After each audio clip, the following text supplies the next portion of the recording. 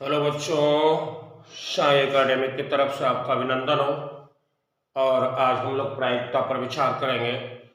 और UP board 12वीं में प्रायिकता का प्रारंभ 100 प्रतिबंधित प्रायिकता से होती है। 100 प्रतिबंधित प्रायिकता, यहीं से यूपी बोर्ड का प्रायिकता का पाठ्यक्रम प्रारंभ होता है। इससे पहले का कुछ पाठ्यक्रम 11वीं में है, जबकि 12वीं का 12 क्लास का यहीं से प्रारंभ होता है।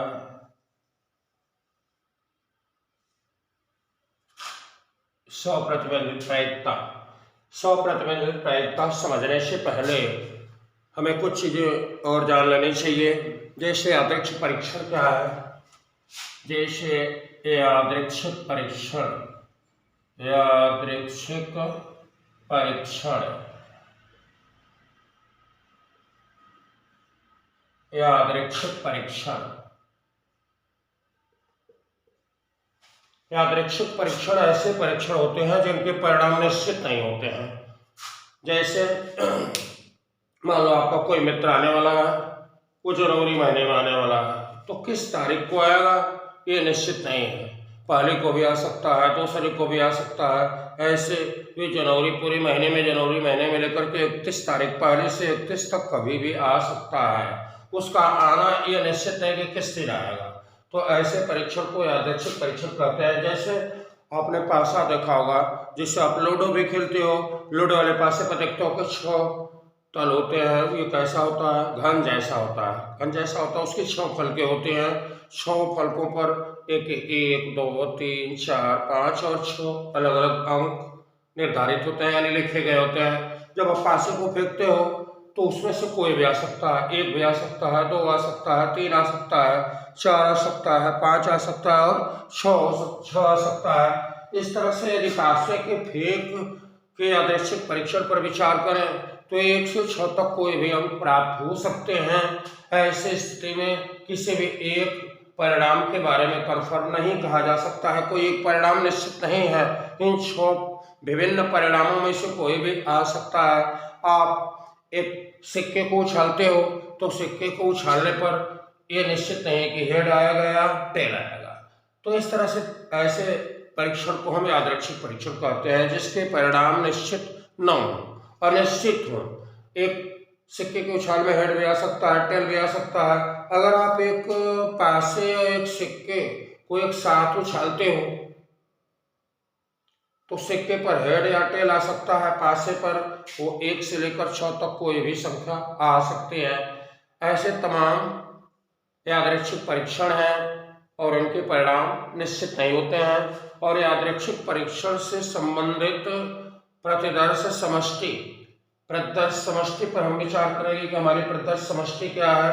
किसी भी यादृच्छिक परीक्षण से संबंधित प्रतिदर्श समष्टि होती है। प्रतिदर्श समष्टि में यादृच्छिक परीक्षण के सभी परिणाम लिखे जाते हैं, यानी प्रतिदर्श समष्टि यादृच्छिक परीक्षण के सभी परिणामों का समुच्चय क्या है?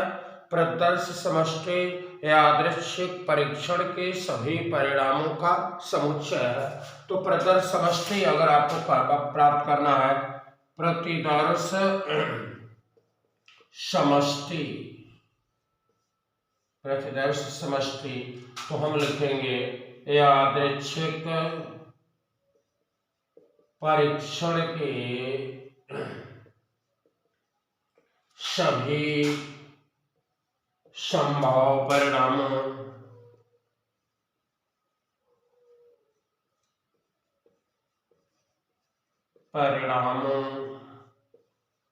का समुच्चय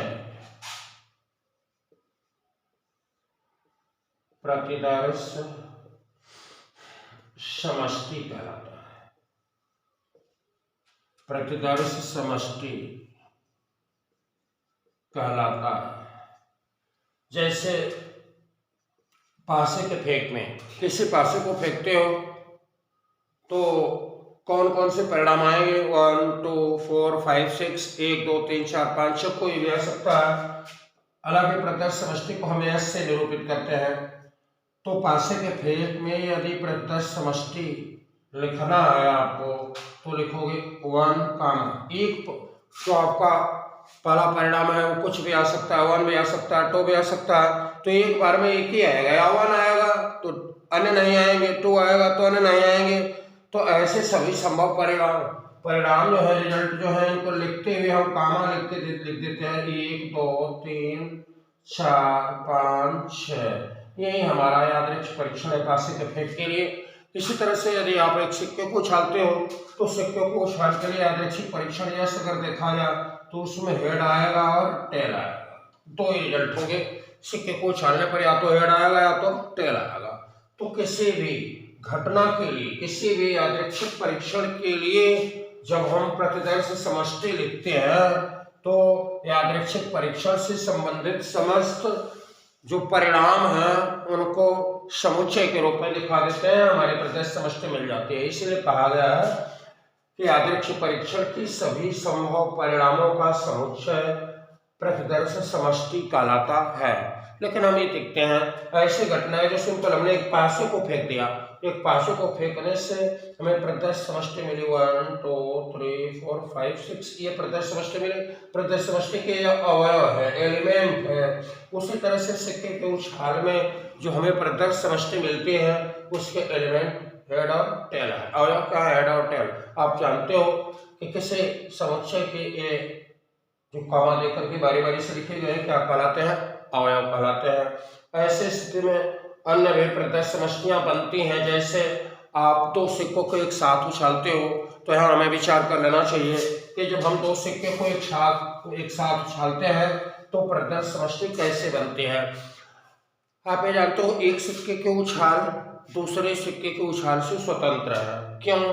क्योंकि जब एक सिक्के को उछालते हो तो उस पर हेड या टेल कुछ आएगा, दूसरे को भी उछालोगे तो उस पर भी हेड या टेल कुछ आएगा। तो पहले सिक्के के हेड टेल आने से दूसरे सिक्के के हेड टेल आने का कोई मतलब नहीं है।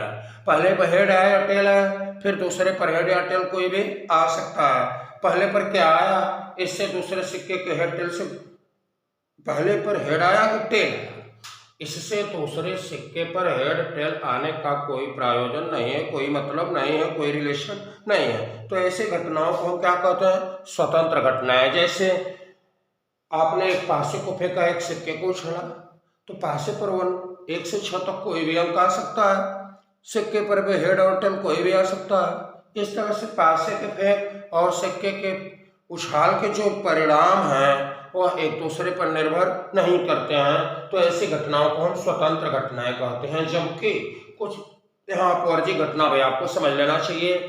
जबकि हम यदि स्वतंत्र घटनाएं भी घटनाएं होते हैं जो दोनों एक साथ घट सकते हैं या दोनों के घटने के चांसेस एक दूसरे पर डिपेंड नहीं करते हैं, एक दूसरे पर निर्भर नहीं करते हैं। और अपवर्जी घटनाएं होते हैं कि अगर एक घटित हुई तो दूसरा घटित नहीं होगा। जैसे मान लो आपने एक सिक्के को उछाला तो हेड आया तो अब उस सिक्के पर का टेल तो नहीं आया, या उसको उछालने पर यदि टेल आया तो हेड नहीं आया।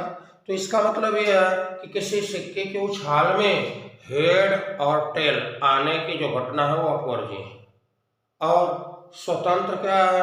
हमने एक पासे को फेंका, एक सिक्के को उछाला, तो पासे की फेंक पर 1 से 6 तक आने की संख्या और सिक्के के उछाल पर हेड और टेल आने, ये दोनों एक दूसरे से क्या है? स्वतंत्र है। तो आपने पूर्व कक्षाओं में 11वीं में पढ़ चुके हो कि यदि पहली घटना, दो घटनाएं हमारे पास हैं और दोनों एक दूसरे से स्वतंत्र हैं, यानी दो स्वतंत्र घटनाओं में से पहली घटना यम प्रकार से घटित हो रही है तथा दूसरी घटना यम प्रकार से घटित हो रही है, तो उनके एक साथ घटने की कुल विधियां यम गुणे n होंगी। अर्थात पहले घटना मान लो यम प्रकार से, मैंने कहा ना कि पहली घटना यम प्रकार से घटित हो रही है और दूसरी घटना यम प्रकार से घटित हो रही है, और दोनों घटनाएं कैसे हैं? स्वतंत्र हैं। तो दोनों एक साथ कितने प्रकार से घटित हो सकती है? तो आओ हम देखते हैं कि बस इन प्रकारों का गुणा कर देते हैं, यम गुणे यम। मैंने दो स्वतंत्र घटनाएं में से पहली m प्रकार से घटित हो रही है, दूसरी n प्रकार से घटित हो रही है, तो दोनों के घटने की कुल विधियां m गुणे n। माना पहली स्वतंत्र घटना m प्रकार से घटित होती है, m प्रकार से घटित होती है, तथा दूसरी घटना ए स्वतंत्र है, भी स्वतंत्र है, एन प्रकार से घटित होती है, एन प्रकार से घटित होती है, तो दोनों घटनाओं के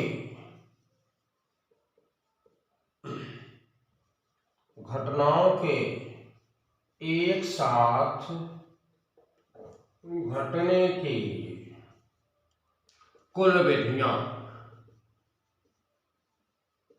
विधियां एम गुणे एन होंगी। इसी तरह से यदि देखा जाए हमारी अनेक स्वतंत्र घटनाएं हैं, पहले घटना एम प्रकार से घटित हो रही है, दूसरी एन प्रकार से घटित हो रही है, तीसरी पी प्रकार से घटित हो रही है, तो इन तीनों घटनाओं के एक साथ घटने की कुल विधियां एम गुणे एन गुणे पी होगी। जैसे एक छोटा सा उदाहरण आप देख लो, ऐसे आप देख लो कि मान के चलो आपके पास तीन शर्ट हैं और दो पैंट हैं, तीन शर्ट है और दो पैंट है, तो ये बताओ तीनों शर्ट में जो इच्छा हो पहन लो। तीनों शर्ट को कितने प्रकार से पहना जा सकता है? 3 प्रकार से पहना जा सकता है। और दोनों पैंट को कितने प्रकार से पहन सकते हो? 2 प्रकार से। आपकी इच्छा हो कि हमने मान लो आपके पास लाल पीला और नीला 3 शर्ट है, उसके बाद काली और हरी पैंट है, तो आपकी इच्छा हो तो लाल पहन लो, फिर काली पहन लो, नीला पहन लो, पीला पहन लो और काली पहन लो, नीला पहन लो, काली पहन लो, तो 3 विधि हो गई। और फिर उसी तरह से हरी पैंट के लिए भी विधि हो गई, लाल पीला हरे और नीला हरे। इस तरह से कितने विधियां हैं? 6 विधियां हैं। माने आप इन सबको लेकर 6 विभिन्न प्रकार से पहन सकते हो, जिसमें हर प्रकार दूसरे प्रकार से भिन्न होगा। जैसे शर्ट को पहनने के 3 विधि है, पैंट को पहनने के 2 विधि है, तो कुल तरह से शर्ट और पैंट पहनने की कुल विधियां, माने दोनों एक साथ पहनना है, शर्ट भी पहनना है, पैंट भी पहनना है, तो इसकी कुल विधि कितनी होगी? 3 गुणे 2, यानी 6 प्रकार से पहन सकते हो। ऐसे ही अगर देखा जाए, आप एक सिक्के को उछालते हो, साथ में दूसरा सिक्का और एक दूसरा सिक्का और उछालते हो, यानी 2 सिक्के को एक साथ उछालते हो, तो 2 सिक्कों को एक साथ उछालते हो, तो पहला सिक्का कितने प्रकार से आएगा? पहले सिक्के की उछाल की घटना 2 प्रकार से घटित होगी और दूसरे सिक्के की उछाल की घटना भी 2 प्रकार से घटित होगी। इस तरह से दोनों सिक्कों के एक साथ उछाल की घटना 4 प्रकार से घटित होगी। आइए देखा जाए कि 2 सिक्कों को जब एक साथ उछालते हैं तो इसके लिए प्रदर्श समष्टि क्या होगी? मान के चलो पहले सिक्के को उछालने की घटना किस तरह से आएगी? हेड और टेल आएगी। दूसरे सिक्के को उछाल की घटना में हेड और टेल आएगी ना। तो ये घटना कितने प्रकार से घटित हो रही है? 2 प्रकार से भी घटित हो रही है। 2 प्रकार से दोनों सिक्कों को एक साथ उछालोगे तो दोनों घटनाएं कितने प्रकार से घटित होगी? 2 गुणे 2 4 प्रकार से घटित होगी। तो ऐसी घटना के लिए प्रदर्श समष्टि कैसे लिखेंगे? तो यहाँ देखा जाए कि 2 सिक्कों को एक साथ उछाला जाता है। एक बात और हमें ध्यान देना चाहिए कि हम 2 सिक्के को एक साथ उछालें या एक सिक्के के 2 बार उछालें, इन दोनों घटनाओं में कोई अंतर नहीं है। पहले सिक्कों को आपने उछाल दिया, आपने देख लिया परिणाम क्या आया है, फिर उसी सिक्के को फिर उठाया, फिर अपना उछाल दिया, आपने देख लिया कि परिणाम क्या आया है। तो इस तरह से पहले उछाल 2 प्रकार से घटित होगी, हेड आएगा, टेल आएगा। दूसरे उछाल में भी 2 ही प्रकार से घटेगी, हेड आएगा या टेल आएगा। तो इन दोनों उछालों को यदि सम्मिलित किया जाए तो देखा जाए कि 4 परिणाम आएंगे। तो प्रश्न में कभी कभी कहता है कि एक सिक्के को 2 बार उछाला जाता है, एक सिक्के को 3 बार उछाला जाता है, तो आप इसको ये मान के हल करोगे कि 2 सिक्का एक साथ उछाला जाता है। हमारी बात समझ में आई? कहने का मतलब ये है कि अगर कहता है कि एक सिक्कों को 2 बार उछाला जाता है तो आप उसको ऐसे पढ़ना कि 2 सिक्कों को एक साथ उछाला जाता है। अगर वो कहता है कि 3 सिक्कों को 1 सिक्के को 3 बार उछाला जाता है तो आप समझना 3 सिक्कों को एक साथ उछाला जाता है। जब 3 सिक्कों को एक साथ उछालोगे तीनों सिक्के जमीन पर गिरेंगे और तीनों सिक्के जमीन पर जब गिरेंगे तो किसी पर हेड होगा तो टेल होगा या कुछ होगा। तीनों के 3 परिणाम एक साथ आपको दिखाई देंगे। लेकिन ये ध्यान दो कि पहले सिक्के की घटना 2 प्रकार से घटित होगी, हेड आएगा या टेल, दूसरे की हेड या टेल आएगा, तीसरा भी हेड या टेल आएगा। तो तीनों सिक्कों के उछाल एक दूसरे से स्वतंत्र है, अर्थात तीनों सिक्कों के उछाल के लिए जो प्रत्यक्ष समष्टि बनेगी वो 2 गुणे 2 गुणे 2, यानी तीनों सिक्के के उछाल की घटना 8 प्रकार से घटित होगी। यानी 3 सिक्कों को एक साथ उछालते हो तो इसके लिए प्रत्यक्ष समष्टि में 8 अवयव होंगे। आओ देखते हैं कि 2 सिक्कों को उछाल के लिए प्रत्यक्ष समष्टि 2 सिक्के एक साथ उछाले जाते हैं, एक साथ उछाले जाते हैं, उछाले जाते हैं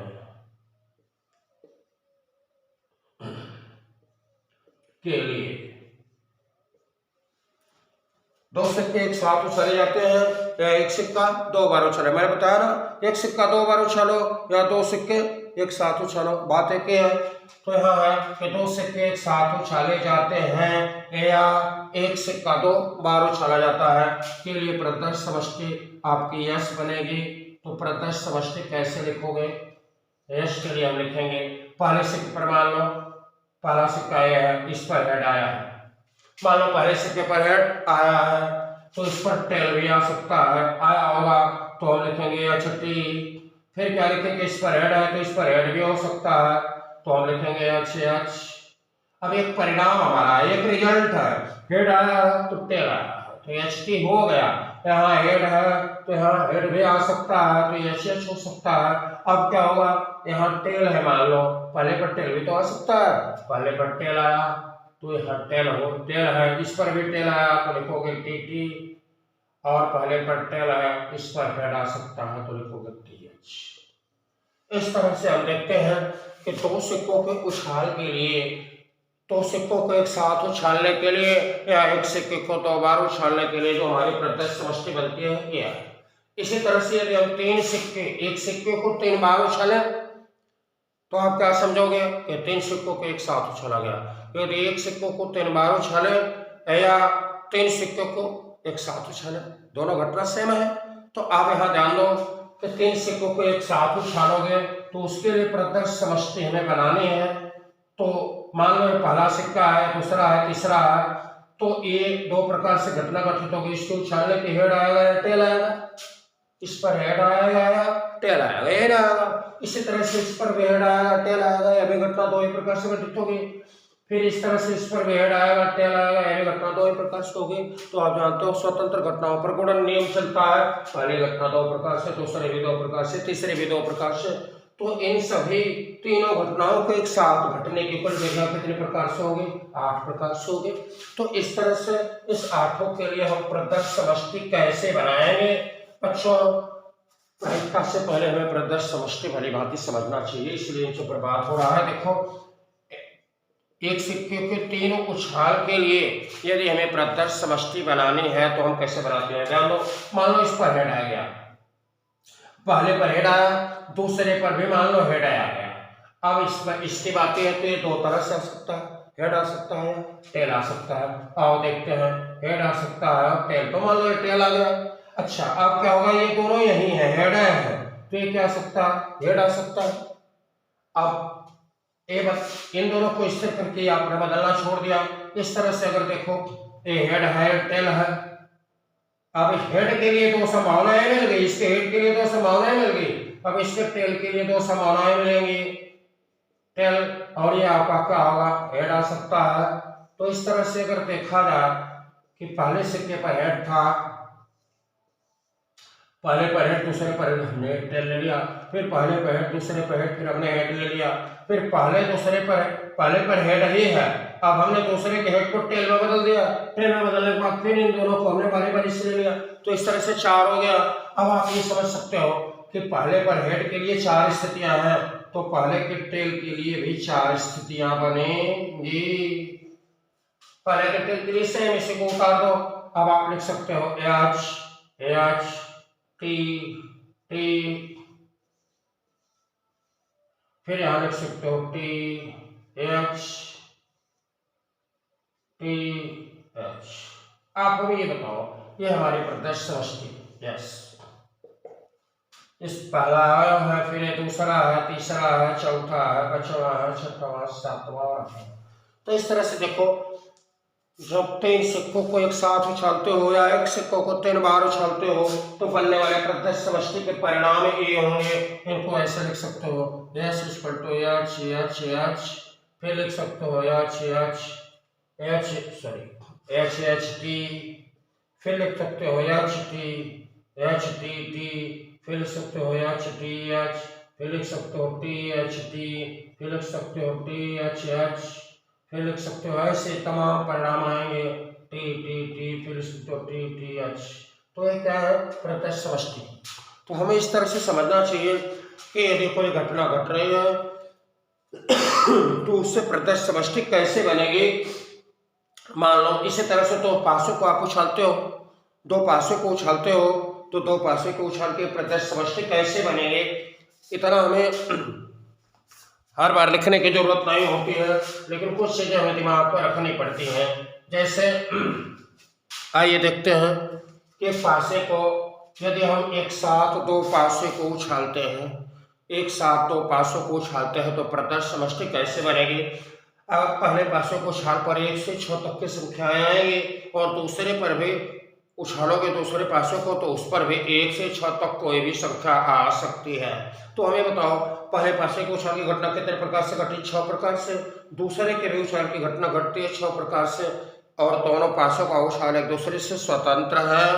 अतः कुल दोनों पासों को उछाल की घटनाएं घटेंगी 6 × 6 36 प्रकार से, 36 प्रकार से, 6 × 6 36 प्रकार से घटेंगी। अब आप चाहो तो देख सकते हो कि प्रत्यक्ष समष्टि 2 पासों के उछाल में या 2 पासों को एक साथ उछालने में या एक पासे को 2 बार उछालने की घटना में जो प्रत्यक्ष समष्टि बनेगी उसमें कुल 36 अवयव होंगे। कैसे होंगे, तो आप ऐसे लिख सकते हो, मान लो ये प्रत्यक्ष समष्टि है, तो इसके लिए अगर बनाना चाहो तो आप मान लो पहले पासे पर 1 है, पहले पासे पर 1 आ गया है, ठीक, मैंने उसको छोड़ दिया। दूसरे पर क्या है, 1 से 6 तक कोई भी संख्या आ सकती है। मान लो पहले पर 1 आया है, पहले पर फिक्स करो, पहले पर मान लो 1 आया है। अब दूसरे पर क्या है, 1 भी आ सकता है, 2 भी, 3 भी, 4 भी, 5 भी और 6 भी आ सकता है। तो हम लिखेंगे 1 1 1 2 1 3 1 4 1 5 1 6। क्या इनमें से कोई संभावना तो हो गई होगी, हो सकती है कि नहीं हो सकती है। पहले पर 1 आया है, इस पर 1 आया है, मैंने उसको उछाला, उसी पर देख रहा हूँ, उस पर 1 भी आ सकता है, 2 भी, 3 भी, 4 भी, 5 भी और 6 भी आ सकता है। अब अगर मान लो पहले पर 2 आया तो 2 के लिए भी तो यही संभावनाएं बनेंगी, 2 1 2 2 2 3 2 4 2 5 2 6। बोलो, अब इस पर अगर 3 आ गया तो इसके लिए भी उस पर से कोई 1 से 6 तक आ सकता है। तो इस तरह से 3 1 3 2 3 3 3 4 3 5 3 6। तो इस तरह से देखो 1 2 3 के लिए बनते हैं, इसे 4 5 6 के लिए बनेगी। तो इसमें 6 है, 6 है, 6 है, फिर ये भी 6 6 6 बनेंगे, 6 12 18 24 30 36। इसलिए NS इक्वल टू क्या होगा, NS इक्वल टू 36। इस तरह से आपने देखा कि कोई भी घटना है तो उससे संबंधित प्रत्यक्ष समष्टि होती है और प्रत्यक्ष समष्टि में एक निश्चित अवयव होते हैं। तो इस तरह से हम यादृच्छिक परीक्षण को एक बार फिर देख रहे हैं। यादृच्छिक परीक्षण क्या है, ऐसा परीक्षण जिसके परिणाम निश्चित नहीं होते हैं, रैंडम होते हैं, रैंडम एक्सपेरिमेंट बोलते हैं, इसको बोलते हैं रैंडम एक्सपेरिमेंट।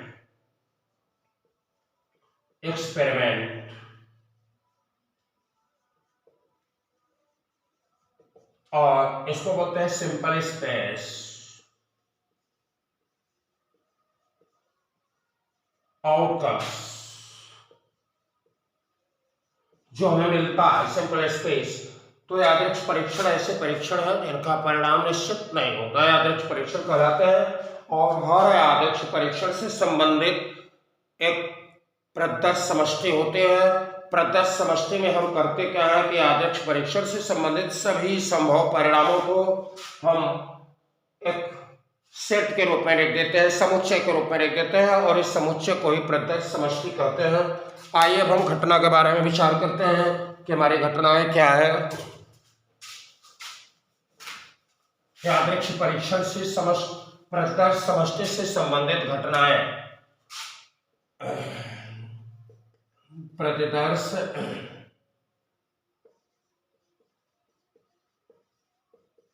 प्रतिदर्श समष्टि,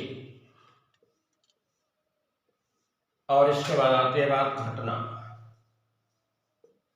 प्रतिदर्श समष्टि का कोई भी उपसमुच्चय, प्रतिदर्श समष्टि का कोई भी उपसमुच्चय घटना को बताता है। जैसे मान लिया जाए कि एक पासे को आप उछालते हो तो उसके लिए प्रतिदर्श समष्टि यश बनते हैं। यश में आएगा 1 2। ये पासे को उछालते हैं प्रतिदर्श समष्टि है, तो इसका कोई भी उपसमुच्चय, इसके कितने उपसमुच्चय होंगे? यस समुच्चय यस के, सुनो, सेट एस के उपसमुच्चयों की संख्या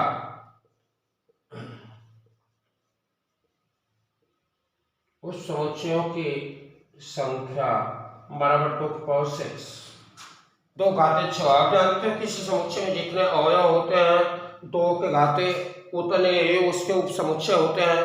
तो ये समस्त उपसमुच्चय घटना को बताएंगे। जैसे मान के चलो हमने एक उपसमुच्चय ए ले लिया 1 3 5, तो एक इवेंट, एक इवेंट घटना, एक ऐसी घटना है इसको हम बता भी सकते हैं, डिफाइन कर सकते हैं। क्या है? पासे के फेज में विषम संख्याओं का आना। पासे के फेज में विषम संख्याओं का आना एक घटना है। ऐसी तमाम घटनाएं, मान लो एक भी हमारा उपसमुच्चय है, हमने इसको लिख रहे 2 4 6, फिर हमारा सी उपसमुच्चय है, हम लिख रहे 3 6, फिर हम डी उपसमुच्चय मान के लिख रहे 2 3 5।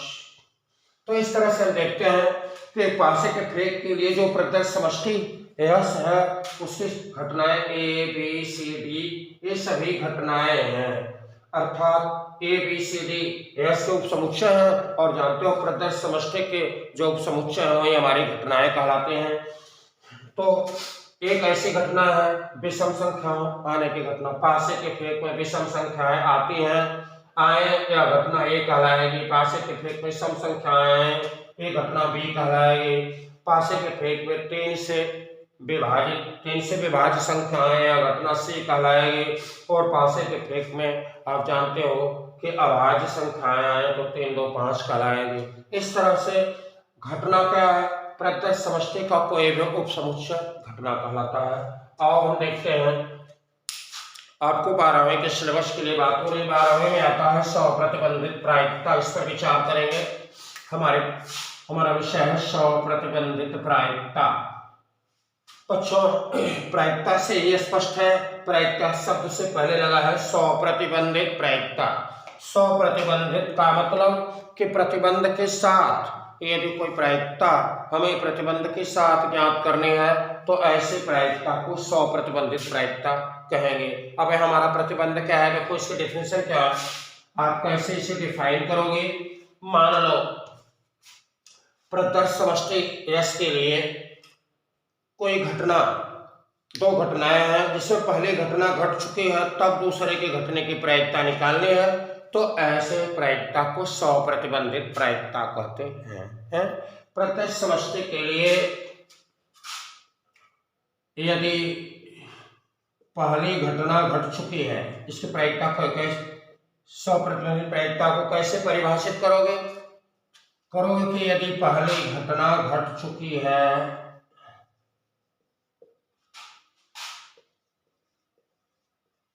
तो दूसरे के घटने की प्रायिकता दूसरे के घटने की प्रायिकता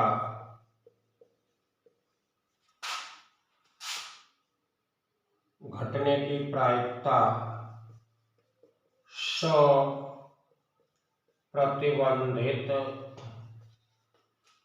कहलाती है।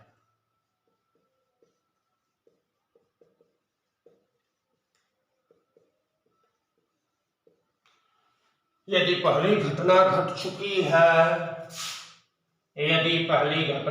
चुकी है, तो दूसरी घटना के घटने की प्रायिकता स्वप्रतिबंधित प्रायिकता कहलाती है। मान लो प्रत्यक्ष समष्टि से संबंधित दो घटनाएं हैं। यह क्या है? प्रत्यक्ष समष्टि है, इससे संबंधित दो घटनाएं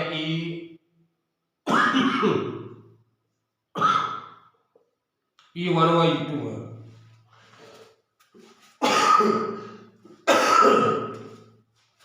प्रत्यक्ष समष्टि से संबंधित दो घटनाएं E1 और E2 है। E1 घट चुकी है, माना घटना E1 घट चुकी है, तो E2 के घटने की प्रायिकता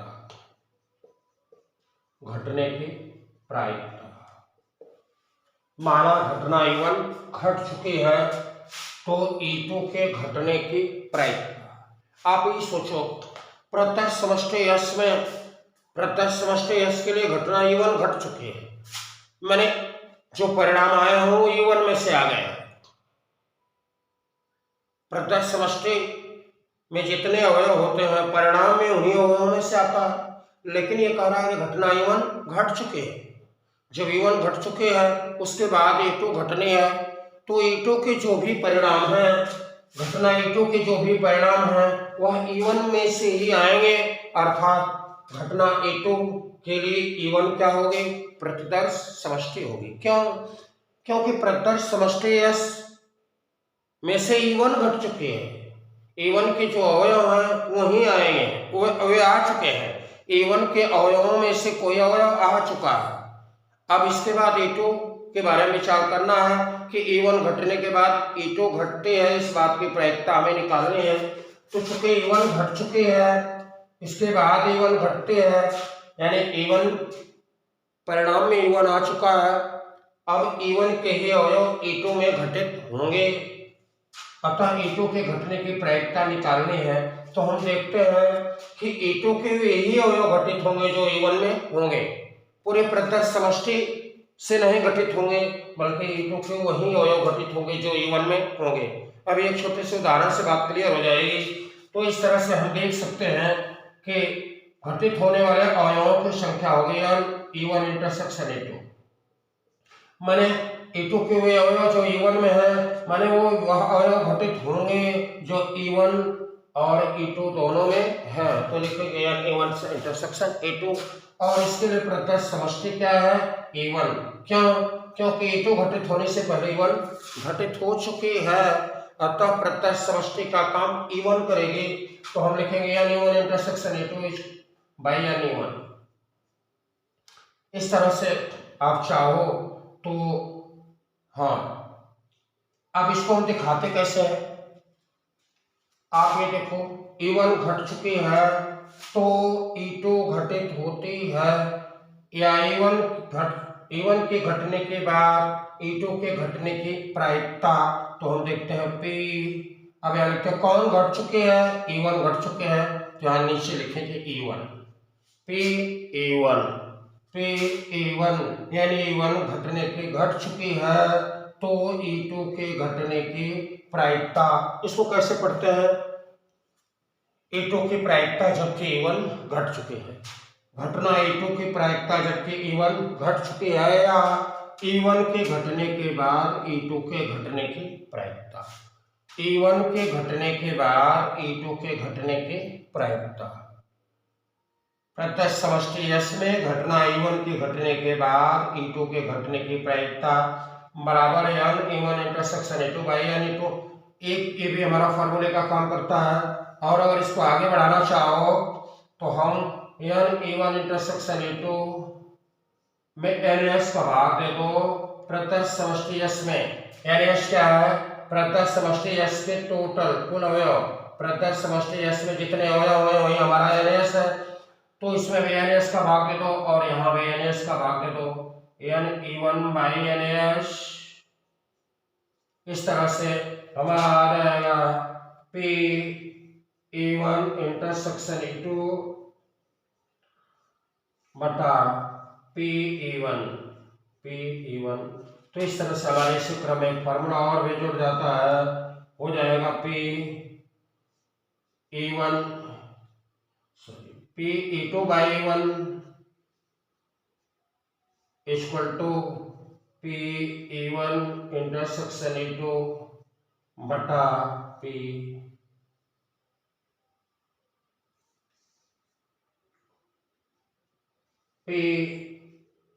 e1 इंटरसेक्शन e2 बटा p e1।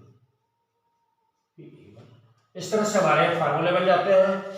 ऐसे इसको पढ़ोगे, घटना e1 के घटित होने के बाद e2 के घटने की प्रायिकता बराबर ये भी लगा सकते हो n e1 इंटरसेक्शन e2 बटा n e1 या p e1 इंटरसेक्शन e2 बटा p e1, यानी घटना e1 के घटने के बाद e2 के घटने की प्रायिकता।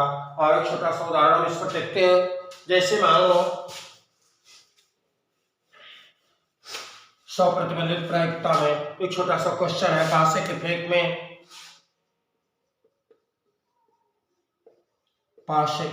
में यदि सम संख्या आती है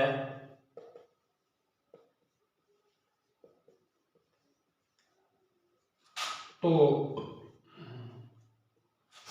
3 से विभाज्य होने की प्रायिकता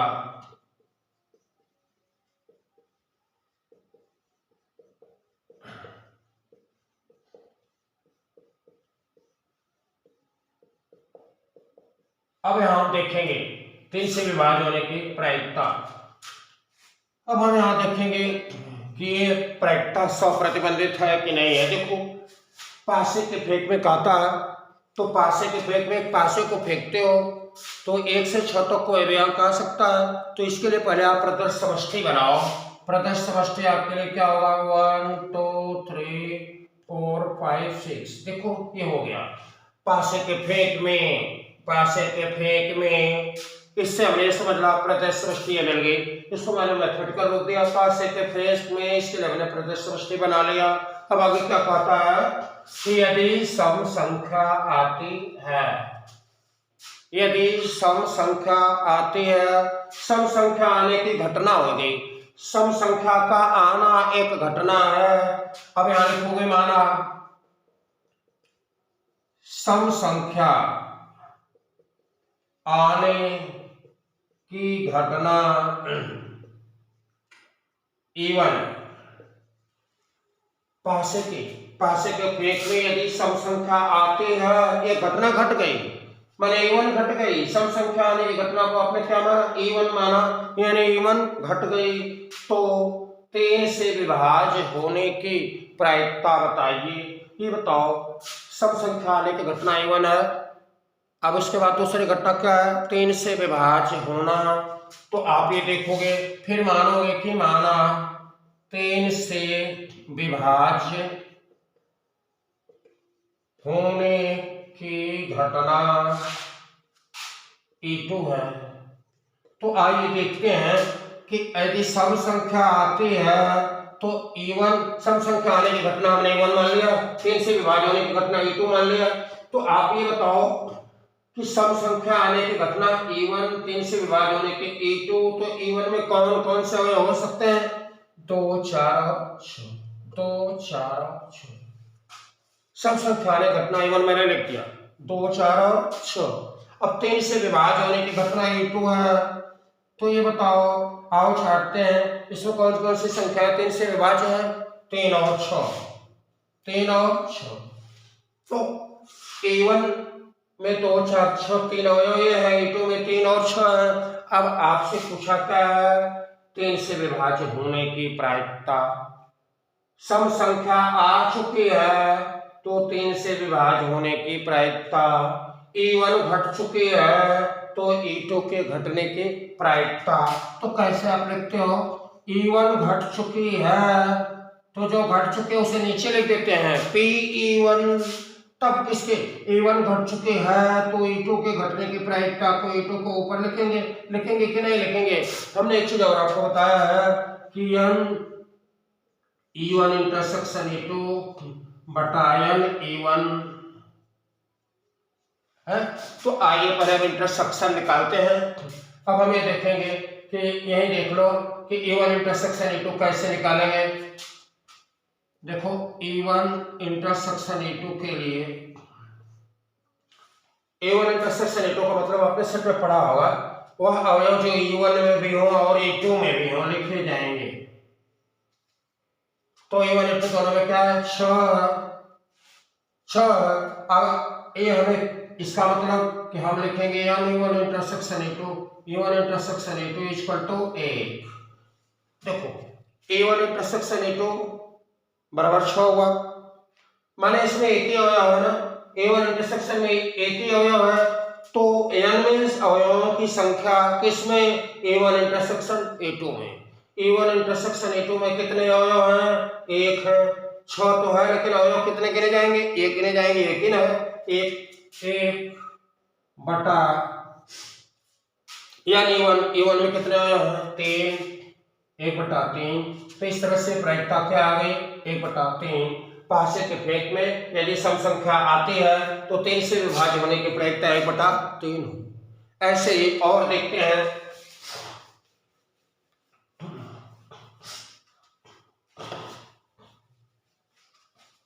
दो पासों के फेंक में, दो पासों के फेंक में, दो पासों के फेंक में यदि अंकों का योग 8 है तो कम से कम एक 4 आने की प्रायिकता। इस क्वेश्चन को, पहले क्वेश्चन को हम पढ़ते हैं ध्यान से। पहला काम, क्वेश्चन को पढ़ के उसको दिमाग में रखो, दिमाग में रखने के बाद फिर इसके बारे में सोचो। अब यहां हम देखते हैं कि दो पासों के फेंक में, दो पासों के फेंक में अगर दो पासों को फेंकते हो आप तो प्रत्यक्ष समझते हैं कितने अवयव आएंगे, 6 गुणे 6। घटना पहले पासे में 6, दूसरे के लिए 6, 6 गुणे 6 36 प्रकार से घटित होगी। तो इन 36 को यहाँ लिखने की जरूरत नहीं है और लिखते हैं NS इक्वल टू 36। अब इसके बाद क्या है, देखो ध्यान से पढ़ो। यदि अंकों का योग 8 है, अंकों का योग 8 है, अंकों का योग 8 आने की घटना घट चुके हैं तो मान लो यह घटना E1 है। यदि अंकों का योग 8 है तो कम से कम 1 4 आने की प्रायिकता ज्ञात करो। कम से कम 1 4 आने की प्रायिकता क्या है, मान लो घटना क्या है, E2। तो आओ हम E1 और E2 देखते हैं। अब हमें ये बताओ, अंकों का योग 8 है, E1 घट चुके हैं तो कम से कम 4 अंक आने की यानी E2 घटने की प्रायिकता निकालनी है। आपको निकालना क्या है, PE2 जबकि E1 घट चुकी है, PE2 जबकि E1 घट चुके हैं या E1 के घटने के बाद E2 के घटने की प्रायिकता, E1 के घटने के बाद E2 के घटने की प्रायिकता। तो आपको बताया जाए कि N intersection E1 intersection E2 बटा N E1 हम प्रयोग में लाएंगे कि नहीं लाएंगे। क्लियर बात है। तो पासों के फेंक में यदि अंकों का योग 8 आता है मैंने A1 हमने अंकों के 8 आने की घटना को हमने क्या मान लिया A1। तो कम से कम एक 4 आने की प्रायिकता ज्ञात करनी है। तो A1 घटने के बाद कम से कम एक 4 आने की घटना, कम से कम एक 4 आने की घटना को हमने क्या मान लिया A2। तो E1 घट चुके हैं, 8 आ चुका है, तो कम से कम एक 4 आने की प्रायिकता, E2 घटने की प्रायिकता क्या लिखेंगे P E2 by E1। P प्रायिकता जब E1 घट चुके हैं तो E2 के घटने की या घटना E2 के घटने की प्रायिकता जब E1 घट चुके। कैसे पढ़ेंगे ध्यान दो। घटना E1 के घटने के बाद E1 के घटने के बाद E2 के घटने की प्रायिकता या E2 के घटने की प्रायिकता जब E1 घट चुकी है। हमें इसके लिए फॉर्मूला मेरा N E1 इंटरसेक्शन E2 बटा L E1। अब हम E1 पता करेंगे, E2 पता करेंगे और E1 इंटरसेक्शन E2 पता करेंगे। आइए देखते हैं कैसे पता करते हैं। E1 हम पता करेंगे, E1 पता करेंगे। E1 क्या है, अंकों का योग 8 आना। ध्यान दो, तो अंकों का योग 8 आना के लिए हम कैसे अवयव लिखेंगे। मान लो सुनो हमारे पास दो पासे पर जो अंक आए हैं उनका योग 8 हो। पहले पासे पर मान लो छोटी संख्या लो 1, तो दूसरे पर कोई ऐसी संख्या मिलेगी। पहले पासे बन चुके हैं, पहले पासे पर हमने छोटी संख्या 1 ले लिया, तो दूसरे पर क्या कोई ऐसी संख्या मिलेगी कि जोड़ देने पर 8 आ जाए। प्रश्न आता है नहीं, उत्तर आता है कि नहीं आएगी। एक के साथ क्या मैक्सिमम 6 लोगे तो 1 6 7 8 तो होगा नहीं। 2 तो 2 के साथ क्या होगा 6 आएगा। तो पहले पासे पर धीरे धीरे बढ़ाते जाओ। पहले पर 2 6 3 3 के बाद 5, फिर 4 करोगे तो 4 आएगा, फिर 5 करोगे तो 3 आएगा, 6 करोगे तो 2 आएगा। बस दो पासों के फेंक में अंकों का योग 8 आया है, तो E1 हो गया 2 6 3। ये परिणाम मिले अंकों के योग 8 आने का परिणाम है 2 6 हो सकता है, पहले पर 2 दूसरे पर 6 हो सकता है, पहले पर 3 दूसरे पर 5 हो सकता है, पहले पर 4 दूसरे पर 4 हो सकता है, पहले पर 5 दूसरे पर 3 और पहले पर 6 और दूसरे पर 2 हो सकता है। यही हमारे संभव परिणाम है किसके, अंकों का योग 8 आने के। हमारे घटना E1 घटित होने की यही हमारे रिजल्ट मिलते हैं। तो E1 इतने प्रकार से घटित होती, कितने में 1 2 3 4 और 5 प्रकार से। अब हम E2 के लिए बात करेंगे। E2 के लिए प्रत्यक्ष समष्टि बनाएंगे। E2 में कहता है कम से कम एक 4 आने की प्रायिकता। हमारी बात सुनो, कम से कम एक 4 कहता है। अब हम विचार करेंगे कम से कम एक 4 कैसे आएगा। मान के चलो पहले पासे पर 4 आ गया, पहले पासे पर 4 आ गया। हमें ये देखना है कि कम से कम एक 4 आए। तो पहले पर 4 आया, दूसरे पर 4 आए या दोनों पर 4 आए, बात सही है कि नहीं। तो कम से कम एक 4 आए। तो मान लो पहले पासे पर 4 आ गया, तो दूसरे पर 1 4 2 4 3 4 4 4 5 4 6।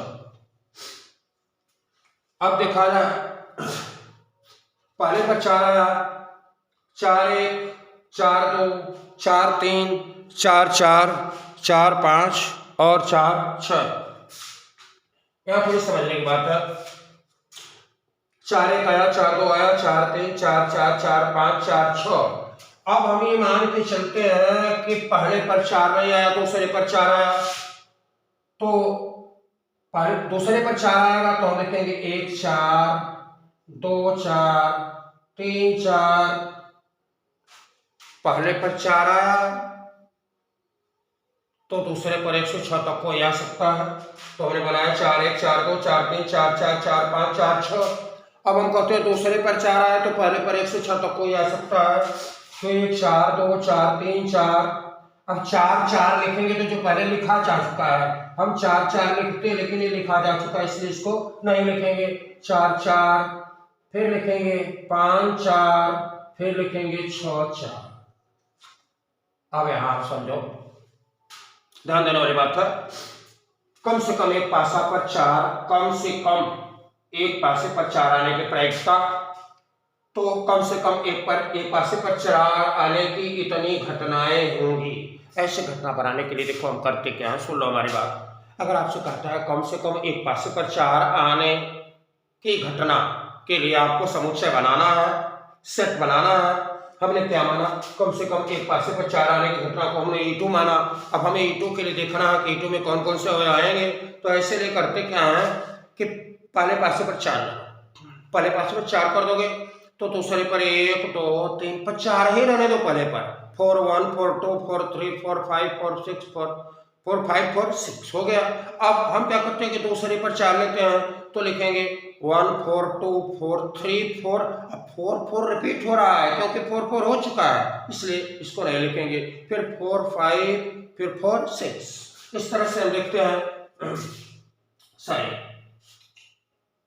3 4 5 4 और 6 4। देखो इधर 4 1 4 2 4 3 4 4 4 5 4 6 1 4 2 4 3 4 5 4 4 4 हमने छोड़, इसलिए कि यहाँ लिख चुका हूँ 6 4। तो इस तरह से E2 ये घटित हुई। अब हमें चाहिए E1 इंटरसेक्शन E2, हमें चाहिए E1 intersection E2, E1 intersection E2 चाहिए। तो हमें ये देखना है कि E1 और इंटरसेक्शन E2 में कौन से अवयव शामिल है। तो देखो 4 4 है, ओनली 4 4। क्यों? क्योंकि इसमें सभी में दोनों पहला या बाद दोनों में से कोई न कोई एक 4 है, जबकि यहाँ केवल यही है जिसमें 4 4 है। तो 4 4 एक ही अवयव है, तो हम लिख सकते हैं E1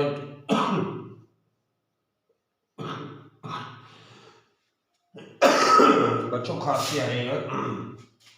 यानी 1 इंटरसेक्शन E2 इक्वल टू 1, तो हम क्या लिखेंगे 1 यानी E1, यानी 1 क्या है, यहां लिख लेते हैं यानी 1 1 2 3 4 5, तो प्रायिकता क्या होगी 1/5। Very good.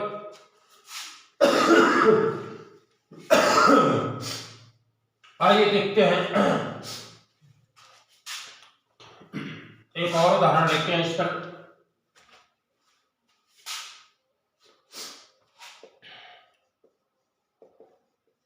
एक परिवार में 2 बच्चे हैं।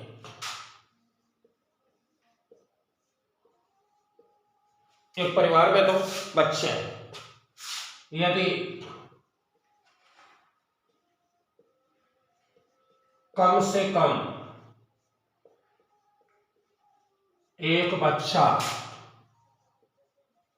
बोलो क्या मान लें, लड़का मान ले लड़की मान ले कुछ भी मान लो, कम से कम एक बच्चा लड़की हो तो दोनों के लड़की होने की प्रायिकता,